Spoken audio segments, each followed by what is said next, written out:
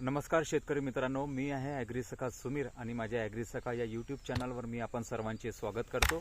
शेतकरी मित्रांनो, आज आहे मी ढेमसा टिंडा ज्याला म्हणतो आपण त्याच्या फार्मवर शेतावर आहे। हे मागं पाहत असाल शेतकरी मित्रांनो, आणि आपल्यासोबत आहे आस्था कृषी केंद्र यांचे संचालक श्री मनीष भाऊ लाडोडे। नमस्कार मनीष भाऊ। नमस्कार। आज मनीष भाऊ यांची आपण मुलाखत का बरं घेताय, भेट का बरं घेताय, त्यांच्याकडून आपल्याला मार्गदर्शन मिळेल की ढेमस्याकडून ढेमसा पिकाचं सीड कसं घ्यायचं आहे आपल्याला, याच्याबद्दल ते मार्गदर्शन देतील। तर मनीष भाऊ, याच्याबद्दल पूर्ण नियोजन आणि हे जे सॅम्पल तुम्ही काढले सीडचे मोठे मोठे, थोडं हे सुद्धा दाखवा। हे पहा शेतकरी मित्रांनो, हे ढेमसाची साईज पाहून घ्या। माझा हात पहा आणि हा ढेमसा, हा टिंडा, याची साईज पहा शेतकरी मित्रांनो। याला म्हणतात सीडचं, यांनी सांगितलं मला। तर मनीष भाऊ, याच्याबद्दल थोडी माहिती द्या। याच्याबद्दल माहिती म्हणजे अशी की हे बियाण्याकरिता ढेमसा लावण्यात आलेला आहे आणि क्लॉस कंपनीचं ऑर्बिट म्हणून व्हेरायटी आहे ही, त्याचं आम्ही बियाणं तयार करत आहे। एक गोष्ट अशी आहे की याच्यात जे बियाणं होईल आणखीनही याच्यापेक्षा मोठे मोठे होणार, टरबुजासारखे बियाणं।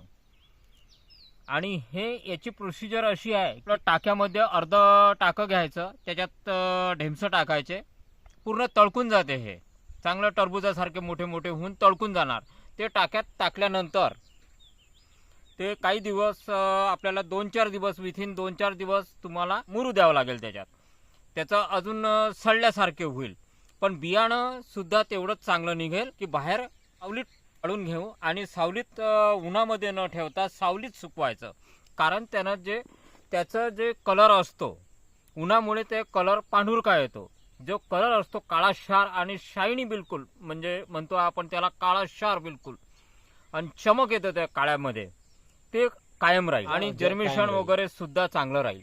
अच्छा, तर मनीष भाऊ, जसं आपण हे ढेमसाचं पीक हे तुम्ही दाखवलं, ढेमसाचं फळ दाखवलं, तर हा जो आपले जे शेतकरी आहे, सगळे शेतकरी, तर असं सीड त्यांनी धरलं तर पुन्हा हे लावू शकतो का? हो, बिलकुल लावू शकता तुम्ही। जर जे शेतकरी आहेत, ढेमसाचं पीक किंवा भेंडीचं पीक आहे, कारल्याचं पीक, हे सेम हेच प्रोसिजर आहे आपल्याला? म्हणजे कंपनीचं नाही घेतलं, त्यांनी स्वतः तयार केलं, चालते? ढेमसं झालं, कारलं झालं आणि तुमचं वेलवर्गीय जे आहे, अच्छा, भेंडी याच्यात होणार नाही। भेंडीचे एक भेंड्या तोडून गंजी लावावं लागते, ते थ्रेशर मधून काढावं लागते। पण याची प्रोसिजर जे वेलवर्गीयची आहे, हे फक्त तुम्हाला पाण्यात वगैरे टाकून सुद्धा सावलीत वाळू घालणे गरजेचे आहे। पेरणीच्या अगोदर तुम्ही सांगितलं की आपल्याला फंगीसाइड वगैरे, क्लोरो वगैरेची ट्रीटमेंट करायची आहे, तर ती कशी करायची? मग पेरणीपूर्वी करायची? पेरणीपूर्वी करायची। तुम्ही याच्यात 22 M45 चं ट्रीटमेंट करू शकता बेडवर जंतुकीकरण, म्हणजे तुम्हाला मर रोग वगैरे होणार नाही। एका एकरात बियाणं 5 ते 6 क्विंटल पर्यंत होतं ढेमसं। वेलवर्गीय मध्ये कारले, वेलवर्गीय मध्ये तुमचं तुरई, भोपळा, अच्छा, हे सुद्धा 5-5 क्विंटल पर्यंत होऊ शकतं। अच्छा, म्हणजे शेवटच्या तोळ्यात जे मोठे मोठे असे फळ येतात ते फेकायचे नाही, हे सीड साठी खूप उत्तम आहे। तर शेतकरी मित्रांनो, हा छोटासा व्हिडिओ होता। या व्हिडिओमध्ये माहिती भेटली आपल्याला की सीड कसं तयार करायचं। मनीष भाऊ, आपलं खूप खूप धन्यवाद। ॲग्रीसखा चॅनलला हा खूप महत्त्वाची माहिती दिली।